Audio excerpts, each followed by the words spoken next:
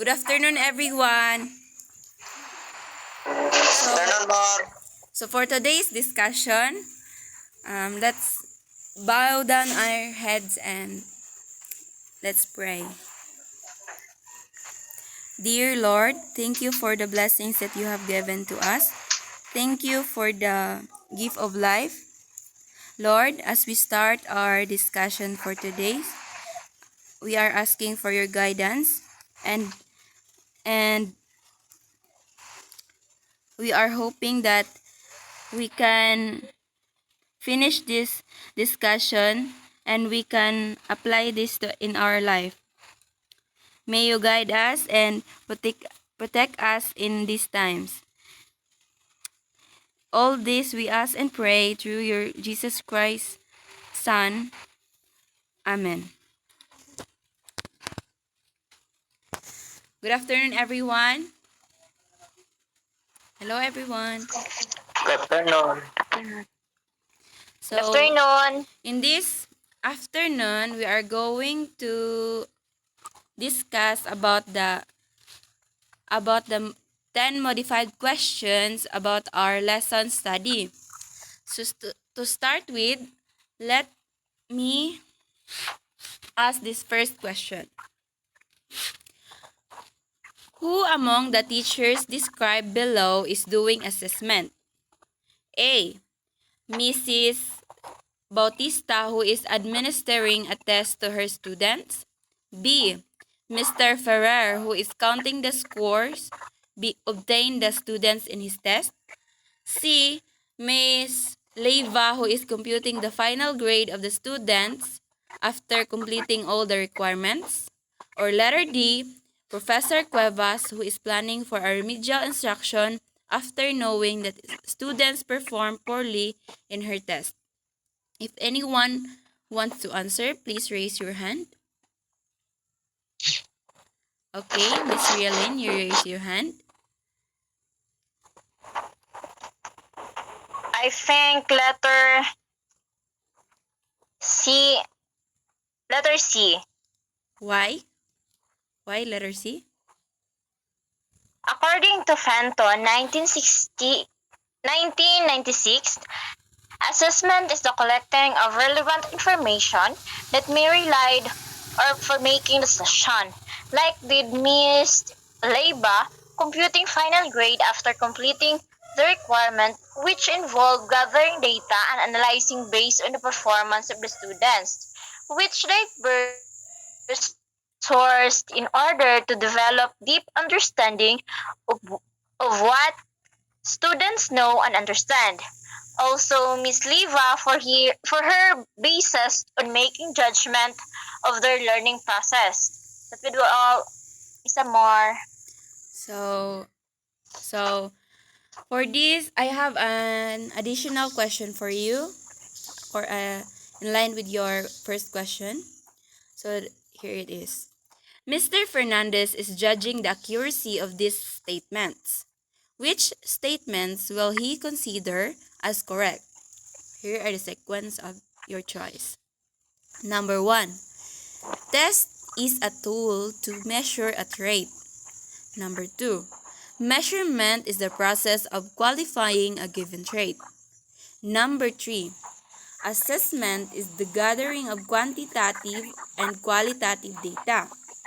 Number 4. Evaluation is the analysis of quantitative and qualitative data for decision making. This is the choices. A. 1 and 2 only. B. 3 and 4 only. B. I see 1, 2, and 3. Or letter D. 1, 3, and 4. Okay, for me is letter D. Why? In general, assessment is an ongoing interactive process in which two parties, assessor and assessee, are involved.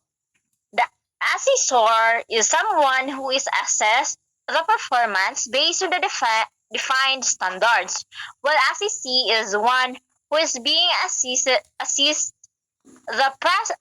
The process aimed at determining the effectiveness of the overall performance of the SEC and the areas of improvement. The process involved setting up goals, collecting information, qualitative or quantitative, and using the information for increasing quality. Assessment is made to identify the level of performance of individual where areas evaluation is performed to determine the degree to which goals are attended. That's my answer. Thank you. Okay, thank you, Miss Rialyn. So I am giving a chance to everyone to give or to ask questions to one another in anyone in this classroom. Anyone? Okay. Okay, I have questions and who who knows the answer of this question, please raise your hand and the question here we goes. Okay.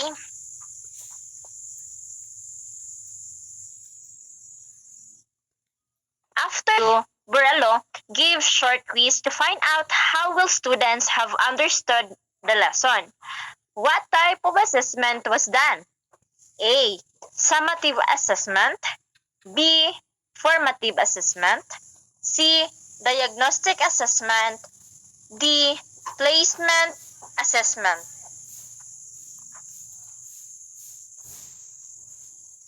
Okay, Miss Vivian Apostol.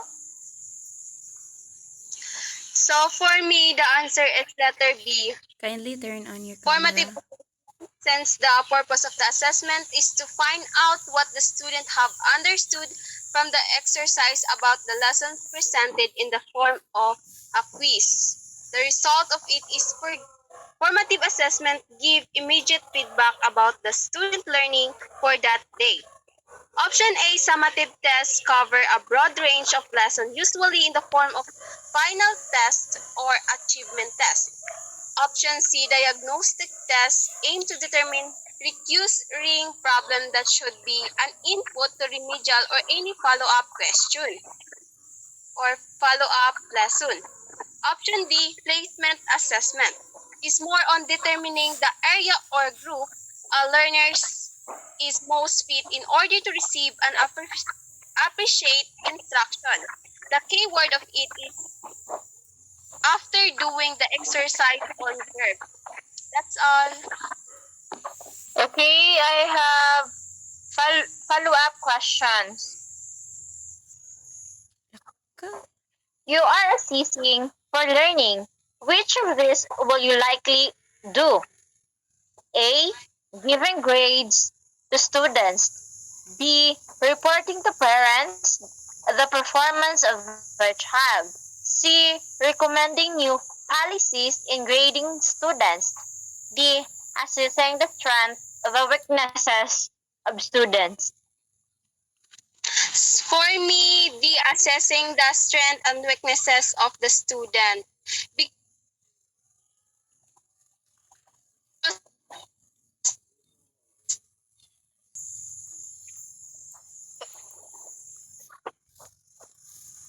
Because knowing the weaknesses of the student allow to the teacher to understand how they work around the student. Strengths and weaknesses are part of being self-aware. When you know your strengths and weaknesses, you can create a developed strategy that focuses on your specific development need. When we say assessing, it is important to the teacher will assess their student properly. The key word of it is assessing. That's all.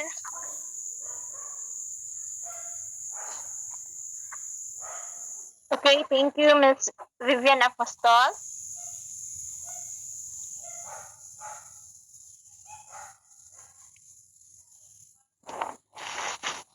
There's any questions or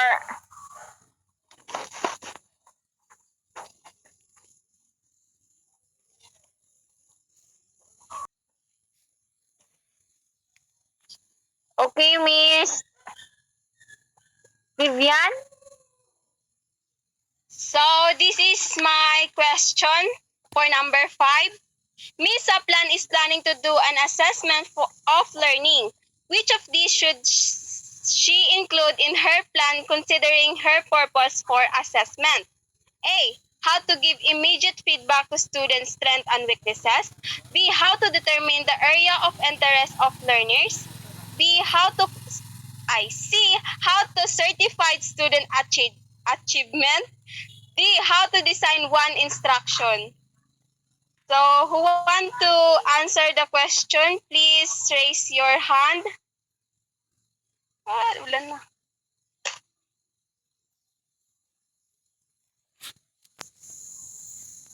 Miss Amor, please answer the question. My answer for that question is letter C.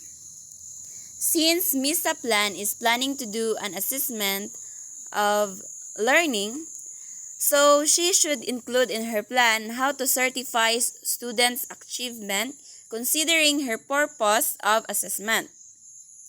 Assessment of learning occurs when teachers use evidence of student learning to make judgments on student achievement against goal and standards.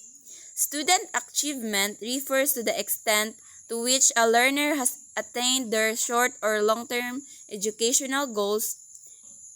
Individual differences in academic performance are strongly correlated with differences in personality and intelligence.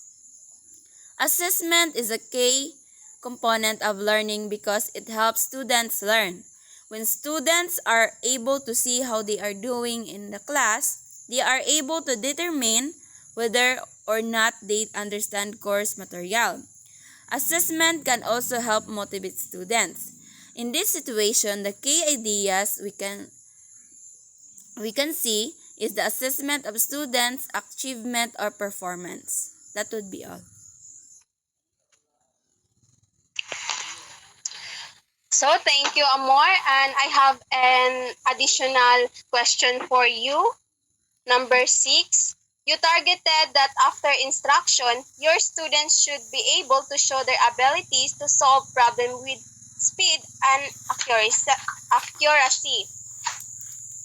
You didn't design a tool to measure this ability. What principle of assessment did you consider in this situation? A. Assessment should be based on clear and appropriate learning target or objective. B. Assessment should have a positive consequence on student learning. C. Assessment should be reliable. D. Assessment should be fair. Thank you, Miss Vivian, for that question. In that situation, my answer is letter A. Since the teacher, my target as a teacher, after the instruction, the student should be able to show the ability to solve problems with speed and accuracy. Then after that, me as a teacher designed a tool to measure those ability. So the principle of assessment in this situation that I can apply is the assessment which should be based on clear and appropriate learning targets or objectives, which is in the letter A. Instructors can ensure that the course objectives are clearly defined at the beginning of the program by providing a table for the module. A well-written learning target ensures that the teachers can explicitly teach and model the important performance criteria necessary for learning, provide the appropriate practice opportunities, and assist in monitoring student progress and sharing purposeful and actionable feedback with students. Learning targets are short-term goals or statements. Your learning targets should clearly state what you expect students to know and be able to do at the end of the lesson. Like for instance, when the teacher give an activity or when I give them an activity to the class, I should give them a rubrics or criteria for that activity. As a teacher, I should know what they are supposed to learn during the lesson. Without a clear learning target, my students would be left guessing what they are expected to learn and what their teacher will accept as evidence of success. So he should apply the principle of assessment, which is to be based on clear and appropriate learning targets or objectives. That would be all. Thank you. Thank you, Amor. So anyone who want to ask a question, please raise your hand. Anyone? Miss Amor? Okay, I have a question. So this is a situational, I think. Mr. Ravelas made an essay test for the objectives about identify the planets in the solar system. Was the assessment method used the most appropriate for the given objectives? Why? A. Yes, because essay test is easier to construct than objective test. Letter B. Yes, because essay test can measure any type of objective. Letter C. No, he should have conducted oral questioning. Or letter D. No, he should have prepared an objective test. Who wants to answer? Please raise your hand. Okay, Rachel Joy, you raise your hand. Please answer. So my answer is letter D. No. You should have prepared an objective test because objective tests are questions whose answers are either correct or incorrect. It is easy for Mr. Ravelas to check that learners are coming to terms because objective tests are questions whose answers are either correct or incorrect. It is easy for Mr. Ravelas to check that learners are coming to terms with the basics of the subject in order that they have a firm foundation and knowledge. Objective tests helps the students also to build their confidence and assures that they will get credit for what they know if they run low on time. That's what we are. So, Miss Rachel Joy, I have an additional question in line with your first question.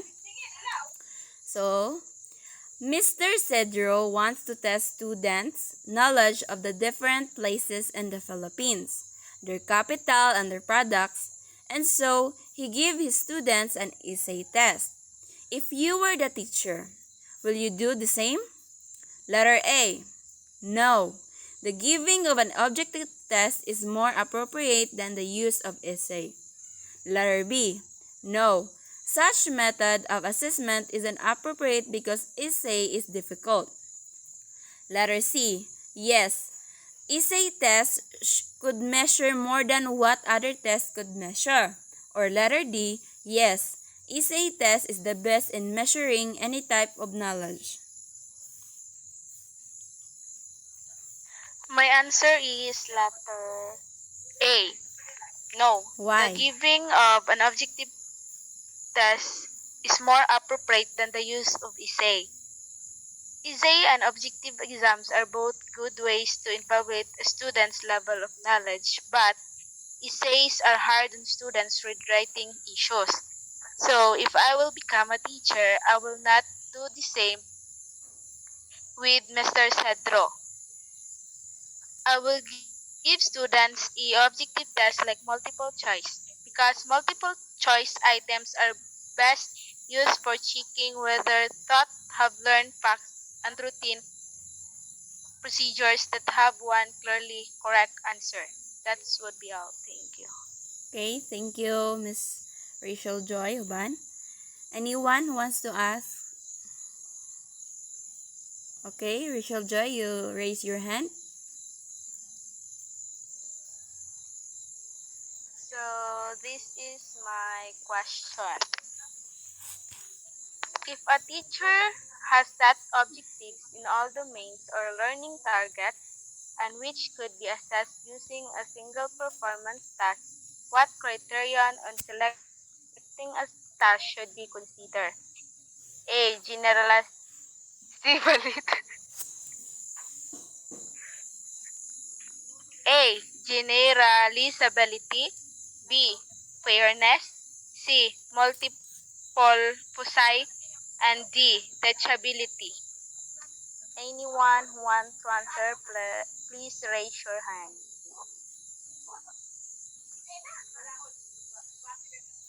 So, Kikim Kando. For me, the answer must be letter C, multiple foci. Why? Since the situation below says that if a teacher has a set objectives in all domains or learning target and which could be assessed using a single performance task. So for me, teacher must be used the multiple foci because multiple foci is the task to measure multiple instructional outcomes. That's all. Thank you. I have a follow-up question to you, Mr. Kando. So the question is, the pupils are to be judged individually on their mastery of the singing of the national anthem, so their teacher let them sing individually. What should the teacher use in rating the performance of the pupils, considering the fact that the teacher has only one period to spend in evaluating her 20 pupils? Letter A, analytic. B, holistic. C, either holistic or analytic. Or D, both holistic and analytic. For me, the answer must be letter B, holistic. Why, Mr. Why? Kim Kando? Since the situation below says that the pupils are to be judged individually on their mastery of singing of the national anthem, but the teacher has only one period to spend in evaluating the 20 pupils. So for me, she must use the holistic rubrics since our time is limited. Because holistic rubrics provide a single score based on an overall impressions of the student's performance on a task. Unlike the analytic rubrics because it provides specific feedback along several dimensions. It is more consuming of time since we have only one period of time in evaluating a 20 pupils. That's all. Thank you. Okay, thank you, Mr. Kando. So, it's already 5:48 p.m.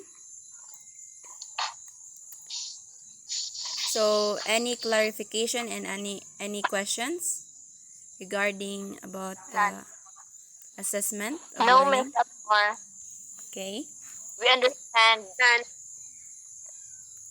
If all the there, discussion. if there Thank is you. none, then thank Thank you you, for everyone. thank you for sharing your knowledge. I hope you enjoy, and also I hope that all the learnings and knowledge that we gain today is we can apply it to in the future to be a calm and effective teacher. Thank you, everyone. God bless. Thank you. Thank you. Bye. Bye.